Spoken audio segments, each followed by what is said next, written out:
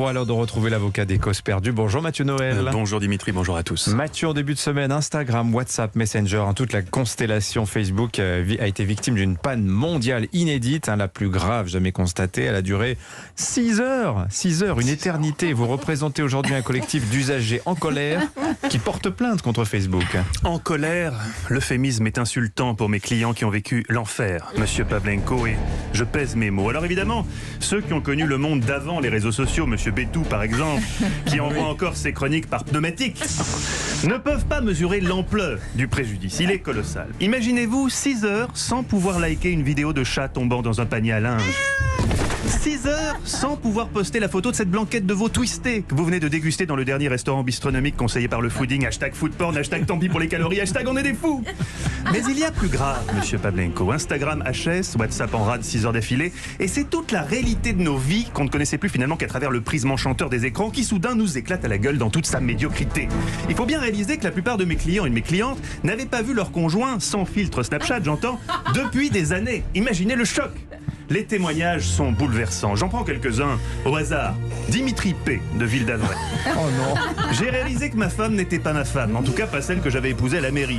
Sur ses photos Insta, le seul endroit où je la croise vu mes horaires, elle est hyper belle et souriante avec le filtre Nashville. Mardi soir, sans le filtre Nashville, j'ai sacrément déchanté. On dirait Julie Lescaut en 1991 quoi. Monsieur, vous êtes en justice. On l'embrasse. Bisous. Anissa H. Paris 10, ne riez pas. Sa dernière rencontre physique avec son mari datée du 22 août dernier. Depuis, ils s'écrivent sur WhatsApp. Le soir, lui regarde des stories sur l'OM et elle des tutos météo. Durant la panne, leurs regards se sont croisés pour la première fois depuis plus d'un mois. Vous imaginez la réaction ? Oui, ça pique, hein. Oui, je n'entre pas dans le détail des dossiers car vous savez que le secret professionnel est l'alpha et l'oméga du métier d'avocat tel que je le conçois, en tout cas.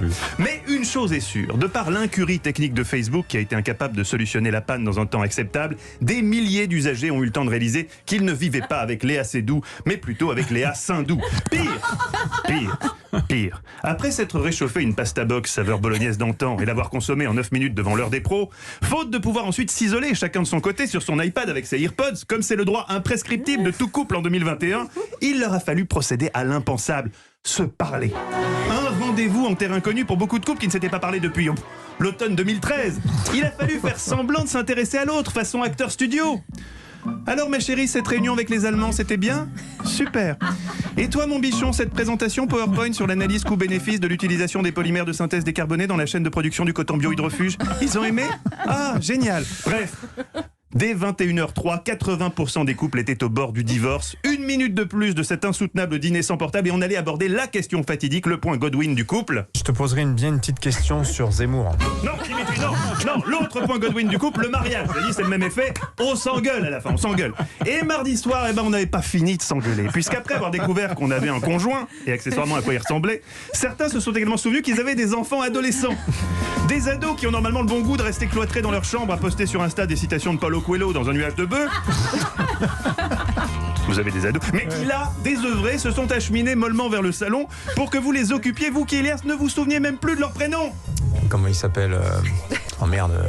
Comment il s'appelle déjà Oh merde. Faites comme moi, Dimitri. Appelez-les enfant 1, enfant 2, etc. C'est plus simple. Comment il s'appelait le blond là, maintenant qu'en prison là ? Votre aîné, je crois que c'était Dylan, Anissa. Bref, l'horreur pendant 6 longues heures. Ce n'est qu'aux alentours de minuit que Facebook a enfin réussi à réparer la panne, une panne dont on connaît maintenant le responsable. C'est la gauche. Non, Dimitri, non. C'est ce que j'aurais pensé spontanément aussi, mais non, c'était une erreur de maintenance. Un serveur déconnecté par mégarde qui a fait capoter tout en chaîne.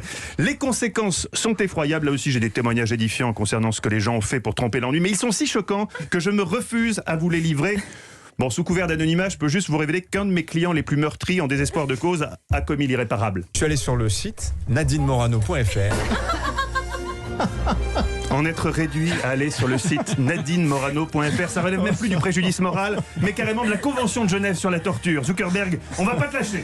Oh là là. C'était pour le programme, enfin. Bien sûr, Je vais avoir pas, Dimitri. Bien sûr. Mais vous Cet savez homme que je vais est avoir Chacun ses vices. Je vais avoir des graves problèmes avec ma femme. Mais on Elle m'envoie l'embrasse, des SMS là en c'est ce vrai, moment. c'est vrai, elle Mais oui. m'insulte. Mais Non. on a surtout des gros problèmes avec la direction, Dimitri, il va falloir en mettre conscience. Merci Mathieu, allez on vous retrouve à 16h dans Historiquement Vôtre. Au menu, au cet menu, après-midi. c'est fou, ils ont fini à l'asile. 3 personnages qui ont fini à l'asile, Vincent Van Gogh, Antonin Artaud et Baron Trump, le petit dernier des Trump, qui n'est pas vraiment à l'asile, mais dans un lycée qui est surnommé l'asile tellement il est pourri. Tout ça avec Stéphane Bern pour coordonner.